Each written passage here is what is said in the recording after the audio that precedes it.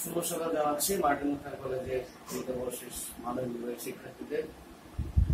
আজকে আমরা তৃতীয় অধ্যায় সামাজিক সমস্যা সমাধানের সমস্ত এবং বাংলাদেশের যে বিভিন্ন ধরনের সামাজিক সমস্যার কারণ আছে সেই সব কারণ নিয়ে আলোচনা করব।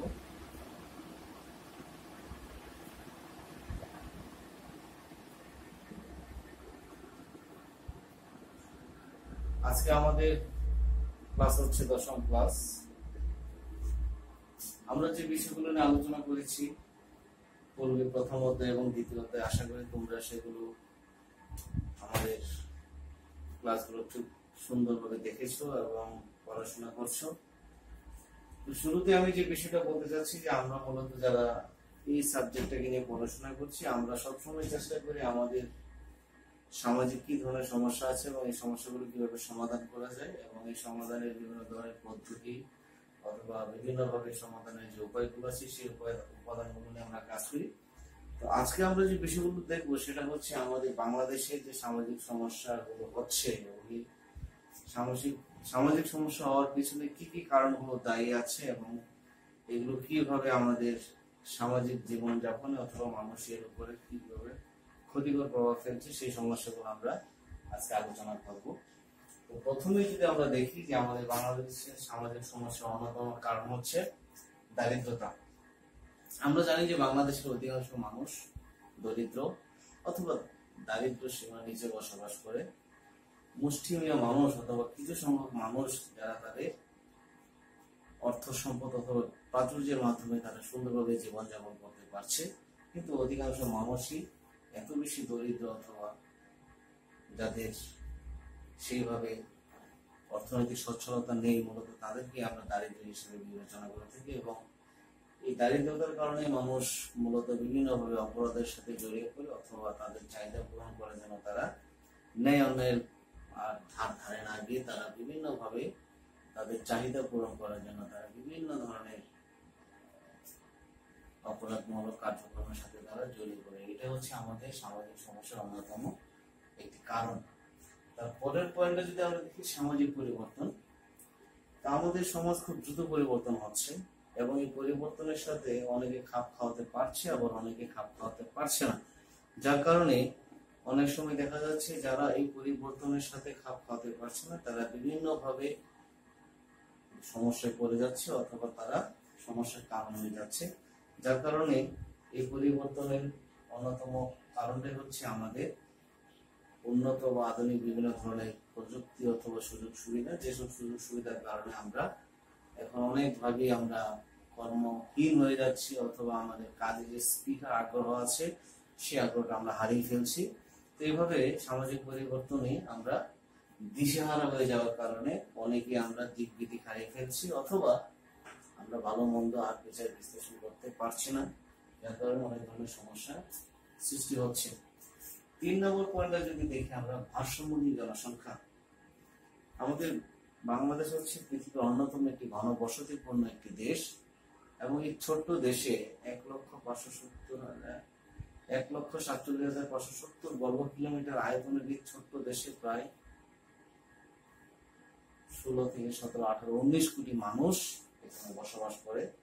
তো এই যে অধিক জনসংখ্যার কারণে আমাদের বিভিন্নভাবে জনসংখ্যার একটা ভারসাম্যহীনতা দেখা দিয়েছে। কোথাও জনসংখ্যার আধিক্য বেশি, আবার কোথাও জনসংখ্যার আধিক্য কম।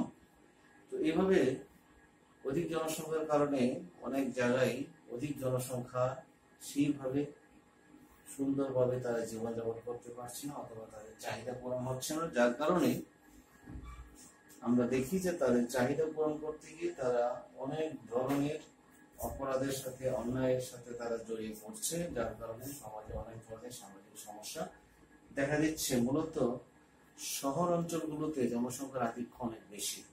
আমরা সবাই মনে করি যে শহরে গেলে একটা কাজের ব্যবস্থা হবে অথবা পরিবার পরিজন নিয়ে আমি সুখী সুন্দর জীবনযাপন করতে পারবো। তো এই যে শহরের প্রতি মানুষের যে বিভিন্ন ধরনের চাওয়া পাওয়া, এই চাওয়া পাওয়া গুলো যখন তারা শহরে যায় দেখে যে আসলে এখানে সবার জন্য সবকিছু সেইভাবে ব্যবস্থাপনা না থাকার কারণে তারা অনেকে অমানবিক জীবনযাপন করে। যার কারণে আমরা দেখি যে শহরের আশপাশে অনেক বস্তি অথবা ঘনবসতিপূর্ণ জায়গা গড়ে ওঠে যেখানে অধিক মানুষ একসাথে বসবাস করে, যেখানে তাদের অনেক ধরনের চাহিদা পূরণ না হওয়ার কারণে তারা বিভিন্নভাবে তারা অপরাধের সাথে জড়িয়ে পড়ে। মৌলিক অধিকারের অপূর্ণতা। মৌলিক অধিকার হচ্ছে যে অধিকার একটি মানুষের জন্য অত্যাবশ্যকীয় অথবা অবশ্যই প্রয়োজনীয়। এইসব অধিকারগুলো যদি কেউ যথাযথভাবে না পায় তাহলে তার বেড়ে ওঠা, তার ক্রমবিকাশ, তার পূর্ণতা বাধাগ্রস্ত হবে, অথবা সে সঠিক সুন্দরভাবে সমাজে বসবাস করতে পারবে না। তো এইসব কারণে অনেকের মৌলিক চাহিদা যেহেতু পূরণ হয় না, এই মৌলিক চাহিদা পূরণ করতে গিয়ে তারা অনেক ধরনের ক্রাইম অথবা অপরাধ অথবা বিভিন্ন ধরনের নেগেটিভ কার্যক্রমের সাথে তারা জড়িয়ে পড়ে, যার কারণে সমাজে অনেক ধরনের বিশৃঙ্খলার সৃষ্টি হয় অথবা তৈরি হয়ে থাকে। তো এটা হচ্ছে মৌলিক অধিকারের অপূর্ণতা। তারপরে হচ্ছে বেকারত্বের সমস্যা। বাংলাদেশে যেভাবে দিন দিন শিক্ষিত মানুষ বাড়ছে অথবা উচ্চ ডিগ্রিধারী মানুষ বাড়ছে, কিন্তু সেই অনুযায়ী কিন্তু কর্মসংস্থানের ব্যবস্থা হচ্ছে না, যার কারণে অনেকেই বেকারত্বের অভিশাপে অথবা বেকারত্বের কারণে তারা পরিবারে অনেকেই বোঝা হয়ে, অথবা পরিবার তাদেরকে যথাযথ মূল্যায়ন না করার কারণে তারা অনেকেই সমাজে অনেক ধরনের খারাপ বইতে তারা চলে যাচ্ছে, অথবা তারা এমন এমন কিছু কাজকর্ম করছে যার কারণে পুরো দেশের অনেক ধরনের ক্ষতি হচ্ছে অথবা সমস্যা হচ্ছে। তো এই বেকারত্ব হচ্ছে আমাদের বাংলাদেশে অন্যতম একটি সামাজিক সমস্যা, এবং এই বেকারত্বের কারণেই মূলত পরিবারের অশান্তি, বিশৃঙ্খলা, নৈরাজ্যতা এবং পরিবার থেকে তার সমাজ এবং সমাজ থেকে তার রাষ্ট্রে ছড়িয়ে পড়ে। আমরা যদি বেকারত্বের হারটা কমাতে পারি অথবা যারা কর্মক্ষম কাজ করার জন্য আগ্রহী তাদেরকে কর্মসংস্থানের ব্যবস্থা করে দিতে পারি, তাহলে আমাদের সামাজিক সমস্যা অনেকাংশেই দূর হয়ে যাবে। তারপরে যদি আমরা দেখি নিরক্ষরতা, আমাদের সামাজিক সমস্যার অন্যতম কারণ হচ্ছে নিরক্ষরতা। আমাদের বাংলাদেশের অধিকাংশ জনগণ নিরক্ষর, যাদের ভালো জ্ঞান নাই, অক্ষর জ্ঞান নাই, যার কারণে তারা ভালো মন্দ বোঝে না, সচেতনতায় তাদের অনেক ধরনের ঘাটতি দেখা দেয়, অথবা তারা বিভিন্ন ভাবে সবকিছু জেনে শুনে তারা সমাজে অথবা রাষ্ট্রের অথবা দেশের অনেক ধরনের ক্ষতিকর কাজ করে থাকে। তো এই যে নিরক্ষরতা, এই নিরক্ষরতা যদি দূর করা সম্ভব হয়, অথবা যারা নিরক্ষর তাদেরকে যদি আমরা সুন্দর শিক্ষা দানের মাধ্যমে যদি সচেতন অথবা তাদেরকে যদি আমরা বিভিন্নভাবে বোঝাতে সক্ষম হই, তাহলে তারা সেসব কাজ থেকে তারা বিরত থাকবে এবং সামাজিক সমস্যা অনেকাংশে দূর হবে অথবা আমাদের কমে যাওয়ার সম্ভাবনাটা থাকবে। তারপরে হচ্ছে ত্রুটিপূর্ণ সমাজ কাঠামো। আমাদের যে সমাজ কাঠামো এটা অত্যন্ত ত্রুটিপূর্ণ, কারণ আমাদের সমাজে বিভিন্ন ধরনের বিষয়গুলো নিয়ে আমরা বেড়ে উঠি। একই সমাজে আমরা বিভিন্ন ধরনের সুযোগ সুবিধা পাচ্ছি, কেউ ভালোভাবে সুন্দর পর্যাপ্ত পরিমাণে চাহিদা পূরণ করতে পারছি, আবার অনেকে পূরণ করতে পারছি না, অথবা আমাদের যে বিভিন্ন ধরনের সামাজিক রীতিনীতি আছে, আমাদের যে বিভিন্ন ধরনের প্রথা সংস্কৃতি আছে, সেই সংস্কৃতিগুলো আমরা কেউ খুব ভালোভাবে আমরা পাচ্ছি, আবার অনেকেই আমরা সেগুলো থেকে বঞ্চিত হচ্ছি। এই যে আমাদের সমাজের বিভিন্ন ধরনের যে বৈষম্য অথবা শ্রেণী বৈষম্য অথবা সুযোগ সুবিধার যে বিভিন্ন ধরনের বৈষম্য, এইসব বৈষম্যের কারণে আমাদের সমাজে অনেক ধরনের সমস্যা দেখা দেয়।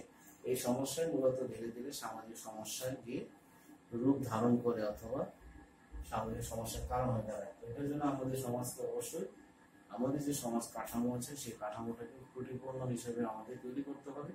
সমাজের সবাইকে সমান দৃষ্টিকোণ থেকে অথবা সমান সুযোগ সুবিধা দেওয়ার ব্যবস্থা করতে হবে। সবার মৌলিক চাহিদা পূরণের জন্য বিভিন্ন ধরনের পরিকল্পনা করতে হবে, তাহলে আমাদের সামাজিক সমস্যা অনেকাংশে দূর করা সম্ভব হবে। তারপরে যদি আমরা দেখি পারিবারিক অশান্তি, আমাদের বাংলাদেশে পারিবারিক অশান্তি অনেক বেশি।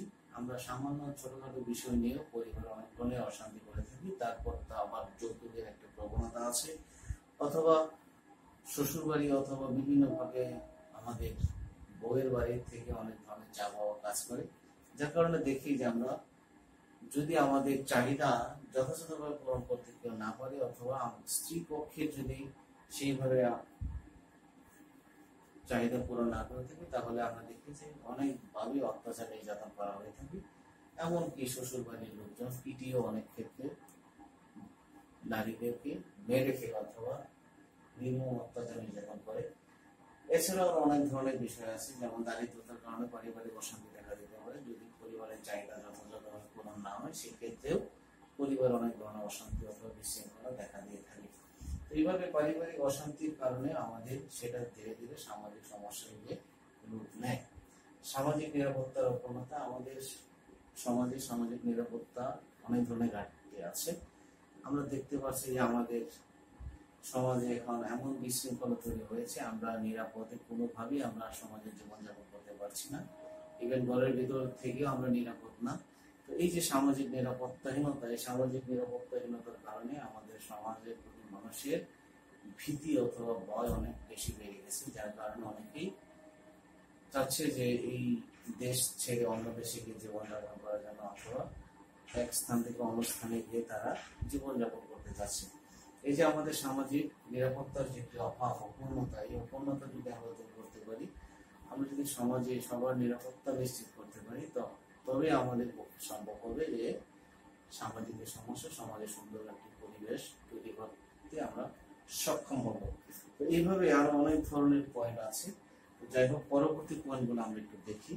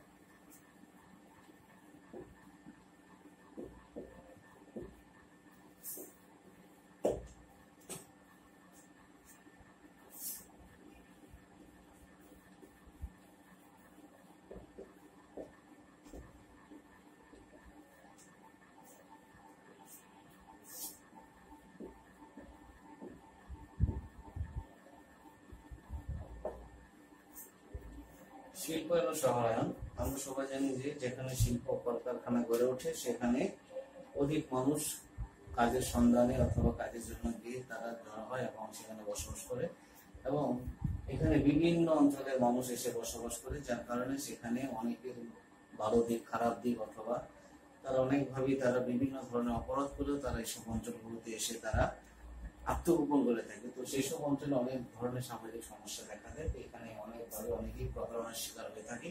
এটার জন্য শিল্পায়ন ও শহরায়নটা যদি সুন্দরভাবে এবং সুন্দর পরিকল্পনা নিয়ে করা হয় অথবা তৈরি করা হয়, তাহলে এইসব সামাজিক সমস্যা দূর করা আমাদের পক্ষে সম্ভব হবে। এইভাবে শিল্পায়ন ও শহরায়নের ক্ষেত্রে আমরা দেখি যে বাংলাদেশে অনেক ধরনের সামাজিক সমস্যা সৃষ্টি হয়। তারপরে যদি দেখি আমরা রাজনৈতিক অস্থিতিশীলতা, রাজনৈতিক অস্থিতিশীলতা মানে হচ্ছে রাজনৈতিক বিষয়গুলো সবসময় সংঘাতময় থাকে, অথবা বিভিন্ন ভাবে একটা দলের আরেকটা দলের সাথে সবসময় মারামারি অথবা সবসময় বিবাদ জড়িয়ে থাকে, যার কারণে আমরা দেখি যে বাংলাদেশে কোন একটি দল সুন্দরভাবে রাষ্ট্র পরিচালনা করতে পারে না, অথবা ঠিকভাবে বিভিন্ন উন্নয়নমূলক কাজ করতে পারে না।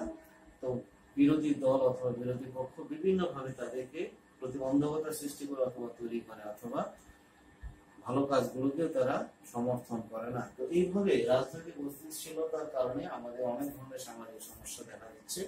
কেউ রাজনৈতিক প্রতিহিংসার শিকার হচ্ছে, কেউ রাজনৈতিক ভাবে হ্যারাসমেন্টের শিকার হচ্ছে, অথবা রাজনৈতিক ভাবে অনেকেই অনেকভাবে তাদের আইনের যে সুযোগ সুবিধা অথবা আইনের যে বিভিন্ন ধরনের অধিকার, সেই অধিকার থেকে তারা বঞ্চিত হচ্ছে। যার যখন ক্ষমতা, সে তখন ক্ষমতার অপব্যবহার করে সে অনেক অত্যাচার নির্যাতন করে সমাজের একটি ভীতিকর অবস্থা অথবা পরিস্থিতি পরিবেশ তৈরি করছে।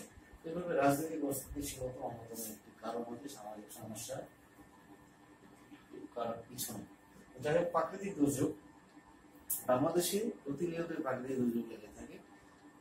আমরা জানি যে প্রতি বছর আমাদের প্রাকৃতিক দুর্যোগে অনেক মানুষ গৃহহীন হয়ে যায়, সহায় সম্পন্ন হয়ে যায়, অথবা তাদের যে আবাদি যে ফসলি যে জমিগুলো ক্ষেতগুলো সেগুলো নষ্ট হয়ে যায়। যেমন বর্ষাকালে দেখি আমরা প্রচুর পরিমাণে নদী ভাঙনের ফলে নদীর পাড়ে মানুষজন প্রতিনিয়ত গৃহহীন হয়ে যাচ্ছে অথবা তারা সহায় সম্পন্ন হয়ে যাচ্ছে, এবং তারা তাদের চাহিদা পূরণ করার জন্য বিভিন্ন জায়গায় গিয়ে তারা অপরাধের সাথে জড়িয়ে পড়ছে। তো এইসব কারণগুলোর জন্য আমাদের সামাজিক সমস্যা হচ্ছে, যার কারণে প্রাকৃতিক দুর্যোগটাকে যদি আমরা নিয়ন্ত্রণে নিয়ে আসতে পারি অথবা কমাতে পারি, তাহলে আমাদের মানুষের এই যে অভাব অথবা সহায় অথবা সম্বল হারানোর যে বেদনা কষ্ট, সেটা অনেকাংশে দূর করা সম্ভব হবে এবং তারা সেসব অপকর্মের সাথে আর জড়িত হবে না অথবা জড়িত হওয়ার সম্ভাবনা অথবা প্রবণতা অনেক কম থাকবে। তো প্রাকৃতিক দুর্যোগ হচ্ছে অন্যতম একটি কারণ সামাজিক সমস্যা তৈরির পিছনে। সম্পদের অসংগঠনের কারণেও সামাজিক সমস্যা সৃষ্টি হয়ে থাকে। যেমন ধরো, অধিকাংশ মানুষই সম্পদহীন অথবা পর্যাপ্ত পরিমাণে সম্পদ না থাকার কারণে তাদের চাহিদা তারা পূরণ করতে পারে না, যার কারণে তারা বিভিন্নভাবে দুর্নীতি, স্বজনপ্রীতি অথবা বিভিন্ন ধরনের ঘুষ অথবা আত্মসাৎ অথবা বিভিন্ন আরো অপরাধের সাথে জড়িয়ে পড়ে। এইসব কারণে আমাদের সমাজে অনেক ধরনের বিশৃঙ্খলা, নৈরাজ্যতা, অরাজকতার সৃষ্টি হয়। তো যাই হোক, আমরা যদি আমাদের এই সম্পদটাকে সমভাবে বন্টন করতে পারি অথবা সবার জন্য যদি আমরা যার যতটুকু চাহিদা অথবা প্রয়োজন সেইভাবে যদি আমরা ব্যবস্থা করে দিতে পারি, তাহলে আশা করি যে আমাদের সমাজে সমস্যা অনেকাংশে দূর করা সম্ভব হবে।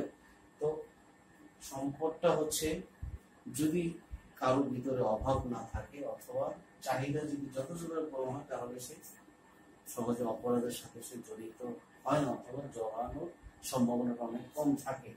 যাই হোক, এবার যদি আমরা দেখি প্রযুক্তির উন্নয়নের অপব্যবহার। আমাদের বাংলাদেশে যে প্রযুক্তি উন্নয়ন অথবা দ্রুত এটা প্রসারণ, এটার কারণে আমাদের বাংলাদেশের অধিকাংশ মানুষই এই প্রযুক্তির যে সুফলতা, এই সুফলতাগুলোকে তারা না চিন্তা ভাবনা করে কিভাবে প্রযুক্তির মাধ্যমে অন্যায় অপরাধ করা যায়, অন্যকে ঠকানো যায়, অন্যকে বিভিন্নভাবে হ্যারাসমেন্ট করা যায়, এই যে চিন্তা ভাবনা, এই চিন্তা ভাবনার কারণে সমাজে অনেক ধরনের বিশৃঙ্খলা অথবা অরাজকতা, নৈরাজ্যতা তৈরি হচ্ছে। আমাদের বাংলাদেশে এখন আমরা দেখি যে অনেকেই প্রযুক্তির মাধ্যমে বিভিন্নভাবে তারা অত্যাচার, নির্যাতনের শিকার হচ্ছে, এমনকি অনেকে এইসব প্রযুক্তির কারণে আত্মহত্যা পর্যন্ত করছে।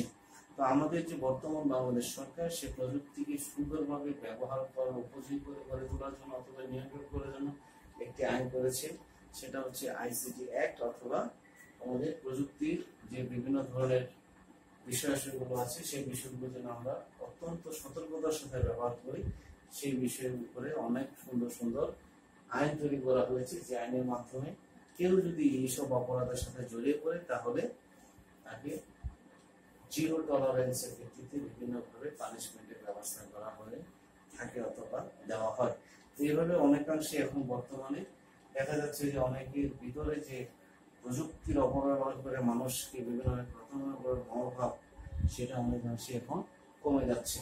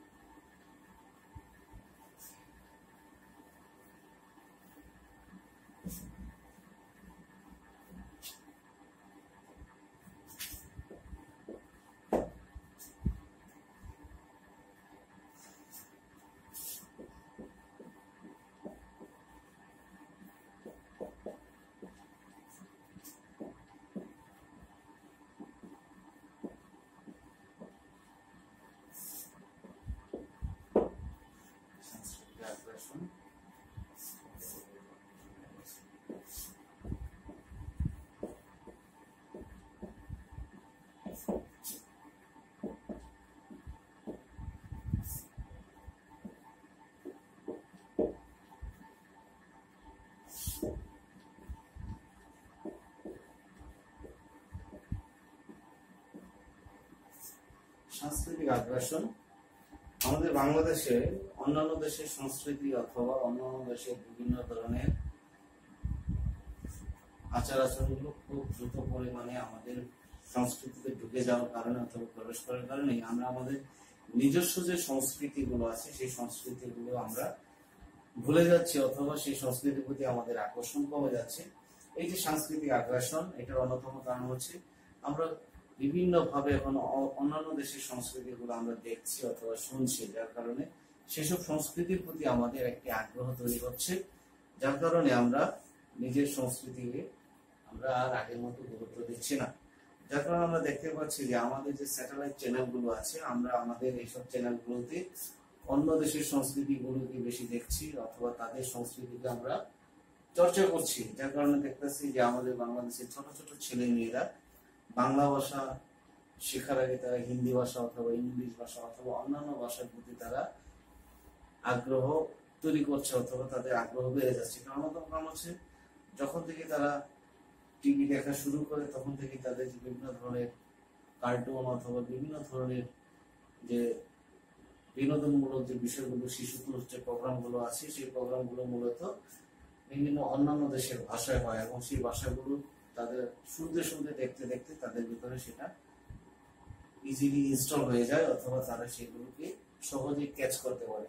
এর কারণে আমাদের এই যে সাংস্কৃতিক আগ্রাসন, আমরা দেখি যে আমাদের যে বাংলাদেশের যে বিভিন্ন ধরনের গানগুলো আছে, নাচগুলো আছে অথবা আমাদের যে বিভিন্ন বিষয়গুলো আছে সাংস্কৃতিক বিষয়, এইগুলোর প্রতি এখন আর আমাদের আগের মতো আগ্রহ নেই।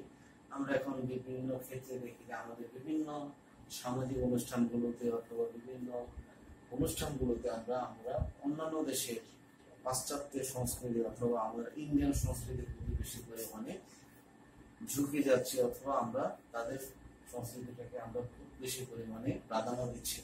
এইভাবে আমাদের সমাজে অথবা আমাদের দেশে অন্যান্য সংস্কৃতিগুলো আসার কারণে আমরা আমাদের বিভিন্ন বিষয়গুলো আমরা ভুলে যাচ্ছি এবং এর কারণে সমাজে অনেক ধরনের সমস্যা তৈরি হচ্ছে। মূল্যবোধের দ্বন্দ্ব, আমাদের বাংলাদেশে মানুষের মূল্যবোধ দিন দিন কমে যাচ্ছে অথবা আমাদের যে বিভিন্ন ধরনের মূল্যবোধের যে বিষয়গুলো আছে সেই বিষয়গুলো আমরা আগের মতো আর চর্চা করছি না অথবা আমাদের ভিতরে এই বিষয়টাকে আর আমরা আগের মতো করে আমরা বিবেচনা করছি না, যার কারণে আমরা প্রকাশ্য দিবালোকে আমরা এমন এমন কিছু কাজ করছি যে কাজগুলো অবশ্যই আমাদের মূল্যবোধ বিরোধী অথবা মূল্যবোধ পন্থী, তারপরে আমরা সেসব কাজগুলো স্বাচ্ছন্দ্যের সাথে করছি। আমরা আগের মতো করে আমাদের যারা সিনিয়র সিটিজেন আছে অথবা যারা আমাদের সম্মানিত ব্যক্তি তাদের আমরা সম্মান করছি না। সমাজের যে বিভিন্ন ভাবে আমাদের যে সামাজিক যে বিষয়গুলো আছে সেই সব বিষয়গুলোতে আমরা এখন নিজেদের বিভিন্ন ধরনের শক্তি ক্ষমতা প্রকাশ করে আমরা সেগুলোতে আমরা আমাদের প্রভাব খাটানোর চেষ্টা করছি। তো এইভাবে আমাদের মূল্যবোধের দ্বন্দ্বের কারণে আমাদের সমাজের ভিতরে আমাদের অনেক ধরনের বিশৃঙ্খলা তৈরি হচ্ছে এবং ধীরে ধীরে সেটা সামাজিক সমস্যার রূপ নিচ্ছে। মুদ্রাস্ফীতি, আমাদের বাংলাদেশে প্রতিনিয়ত মুদ্রাস্ফীতি হচ্ছে এবং এই মুদ্রাস্ফীতির কারণে আমাদের নিত্য প্রয়োজনীয় যে বিভিন্ন ধরনের মুখ্য পণ্য আছে অথবা আমাদের চাহিদা, সেই চাহিদাগুলো অনেক বেশি পরিমাণে বেড়ে যাচ্ছে, চাহিদার দাম অনেক বেড়ে যাচ্ছে, যার কারণে আমরা আমাদের পারিবারিক যে বিভিন্ন ধরনের চাহিদা সেই চাহিদা পূরণ করতে পারছি না, যার কারণে আমরা অন্যায় অথবা অপরাধের সাথে জড়িয়ে পড়ছি এবং এইগুলো করে আমরা আমাদের চাহিদা পূরণ করার চেষ্টা করছি। এটার জন্য আমাদের অবশ্যই মুদ্রাস্ফীতি রোধ করতে হবে, অর্থের যে যথাযথ মূল্যায়ন সেটা আমাদের করতে হবে এবং আমরা যেন এই অর্থের মানটাকে খুব সুন্দরভাবে নিয়ন্ত্রণ করতে পারি সেটার জন্য আমাদের অত্যন্ত সুন্দরভাবে পরিকল্পনা গ্রহণ করতে হবে। এইভাবে আমরা আমাদের সামাজিক সমস্যাগুলো আমরা দূর করতে পারবো। তো যাই হোক, এই ছিল আমাদের আজকে আলোচনার বিষয় যে বাংলাদেশের সামাজিক সমস্যার যে বিভিন্ন কারণগুলো আছে সেই সব কারণগুলো নিয়ে আমি আজকে তোমাদের সাথে আলোচনা করেছি। এর বাইরেও আরো অনেক ধরনের কারণ আছে, তোমরা যদি সেগুলো ঘাটাঘাটি করো তাহলে আরো অনেক ধরনের বিষয় তোমরা জানতে পারবে। তো যাই হোক, আমরা যদি এই কয়েকটি কারণগুলো খুব ভালোভাবে আমরা একটু দেখি তাহলে আমরা দেখতে পারি যে এই সমস্ত কারণগুলোর জন্য মূলত আমাদের সামাজিক সমস্যা সৃষ্টি হচ্ছে অথবা তৈরি হচ্ছে। আমরা যদি এগুলো নিয়ন্ত্রণ করতে পারি অথবা দূর করতে পারি তাহলে অনেকাংশে আমাদের সামাজিক সমস্যা সমাধান করা সম্ভব হবে। তো যাই হোক, আমরা যারা এখন কলেজ লেভেলে পড়াশোনা করছি ভবিষ্যতে আমরা উচ্চ ডিগ্রি গ্রহণ করবো, আমাদের উপরেও সমাজ, আমাদের রাষ্ট্র, আমাদের পরিবার অনেক কিছু প্রত্যাশা করে আশা করে। আমরা চেষ্টা করব আমরা যেন সুশিক্ষায় শিক্ষিত হয়ে সুনাগরিক হয়ে সমাজের জন্য, রাষ্ট্রের জন্য এবং আমাদের পরিবারের জন্য আমরা ভালো অবদান রাখতে পারি এবং কোনোভাবেই যেন আমরা সামাজিক সমস্যার কারণ না হই। সমাজে যে ধরনের সমস্যাগুলো আছে সেই সমস্যাগুলো দূর করার জন্য বিভিন্নভাবে আমরা সুন্দর সুন্দর কার্যক্রম পরিচালনা করি, অথবা আমাদের যে সমাজের প্রতি যে দায়িত্ব অথবা কর্তব্য আছে সেটা আমরা যথাযথভাবে পালন করি। তো এই ছিল আজকে আমাদের আলোচনার বিষয়। তোমরা সবাই ভালো থেকো, আগামী ক্লাসে আবার দেখা হবে। আমাদের এই ক্লাসগুলো অত্যন্ত মনোযোগের সাথে তোমরা দেখবা, এবং যদি কোথাও কোনো সমস্যা হয়, বুঝতে কোনো ধরনের সমস্যা হয়, কমেন্টস এর মাধ্যমে আমাদেরকে জানাবা, অথবা তোমার কোন জায়গায় বুঝতে সমস্যা সেগুলো উল্লেখ করবা। তাহলে পরবর্তী ক্লাসে আমরা চেষ্টা করব সেই সমস্যা নিয়ে আলোচনা করার জন্য, অথবা পরবর্তীতে আমরা সেই সমস্যার সমাধানের চেষ্টা করব। ভালো থাকবো, তোমাদের সবার মঙ্গল কামনা করে আজকের ক্লাস শেষ করছি।